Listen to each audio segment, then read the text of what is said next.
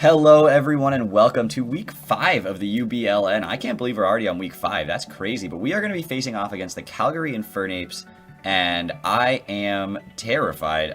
It's coached by Aaron420, and he is 3-1 just like we are. He is leading his division just like we are.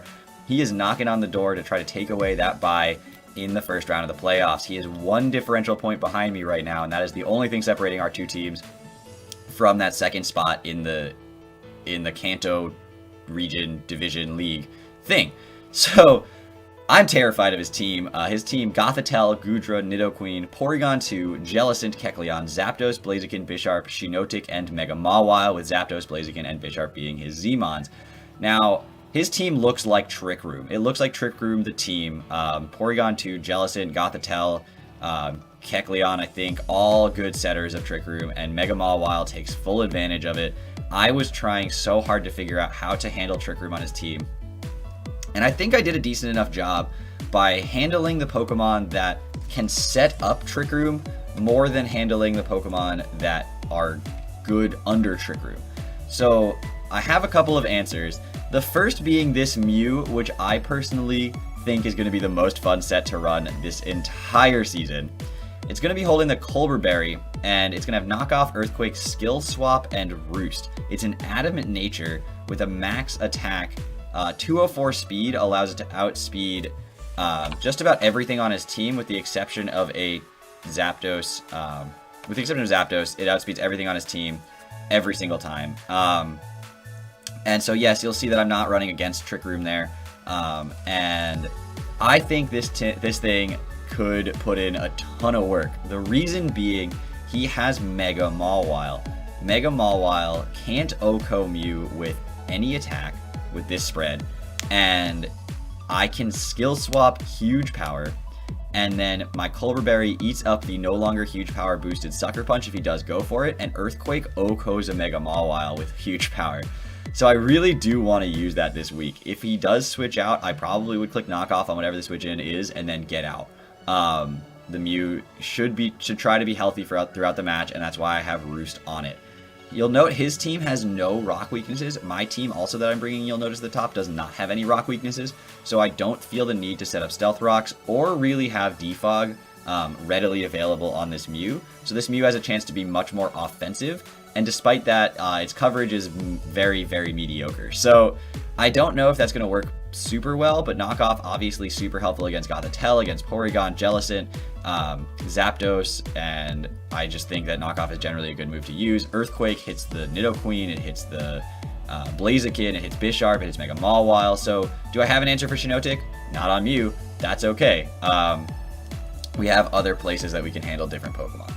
So next up we have Shelled Her, the Tapu Fini, holding the Kibia Berry again. So it didn't work out so well last time that we had that poison stopping move or berry, but I think this time with the Nidoqueen, with other Pokemon like Gudra being able to get those poison moves, it just made sense to use the Kibia Berry this week again.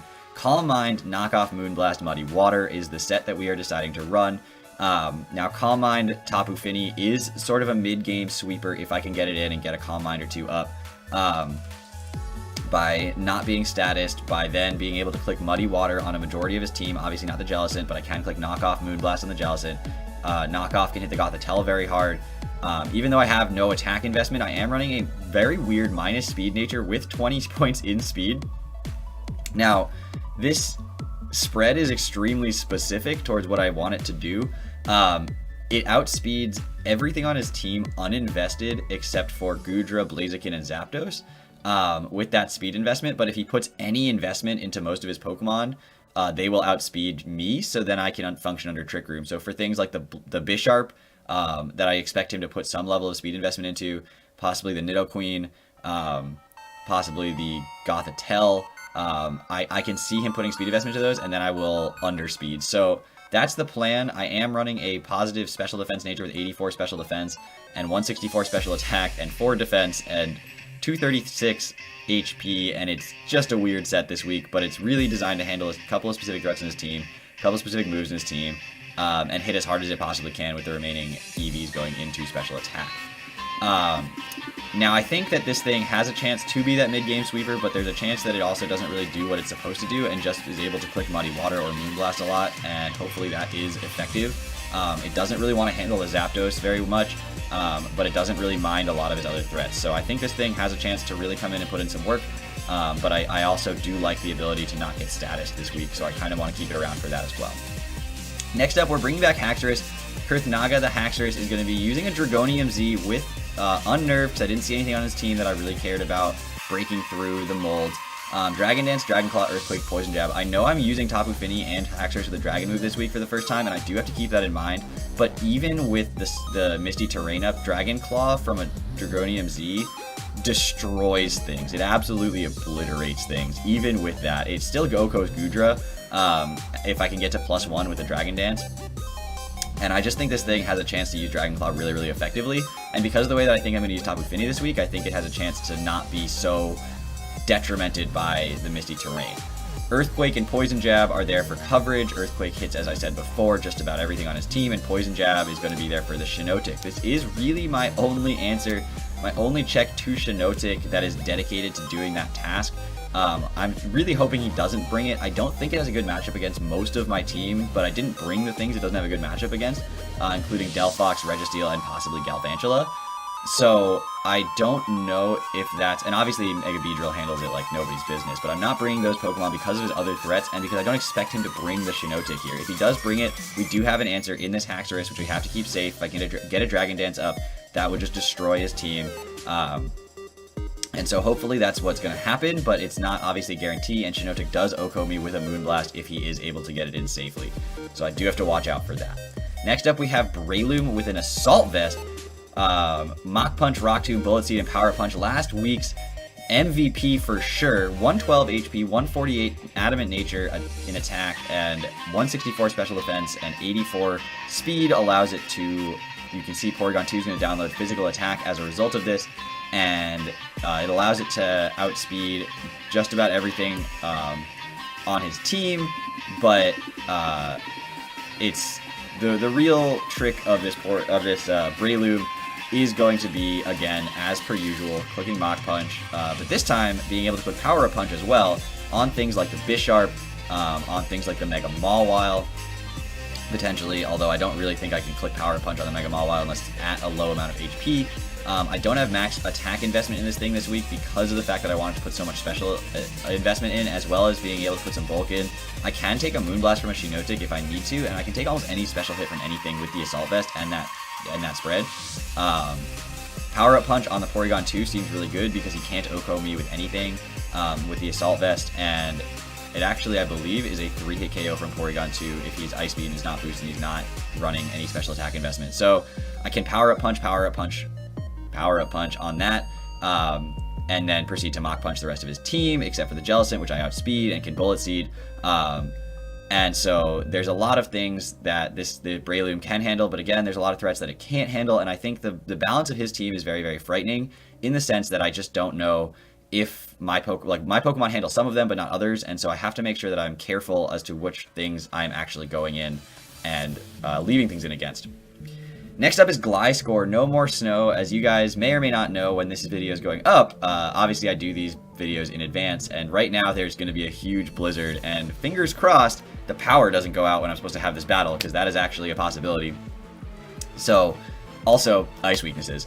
So, Earthquake, Knockoff, Roost, Protect. You'll notice this thing has exactly the same moveset as Mew, except instead of Skill Swap, it has Protect. It's holding the Toxic Orb, and it is a very standard Gliscor set. Max Special Defense with a 16 in Defense. Now, this thing, as I said before, I didn't want to move the defense down on some other stuff, but this time I did actually make 16 defensive IVs in order to make sure that its special defense outpaces its physical defense, so that Porygon 2, which is a very, very safe switch into a Gliscor in general, cannot get the boost in special attack.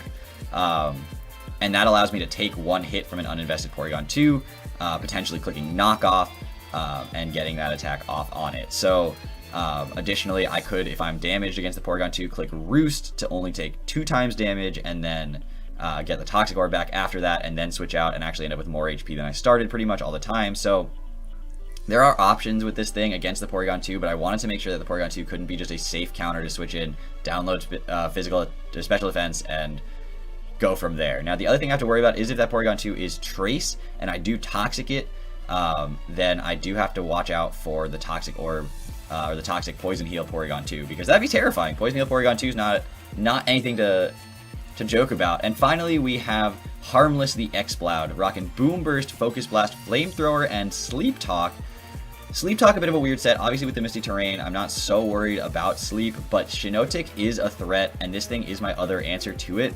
And if it does come in and is able to click Spore, I do want to have some sort of response. Sleep Talk will get either Boom Burst, Focus Blast, or Flamethrower. Obviously, I don't want Focus Blast on Shiinotic, but other than that, that's a ton of damage on a Shiinotic.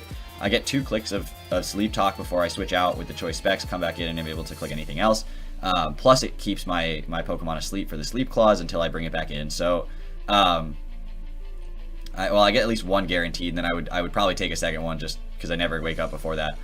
So, I think this thing has a chance to put in a ton of work. Boom Burst, once again, 2-hit KOs just about everything on his team without pretty much any exception except maybe an Assault-Vested Goodra.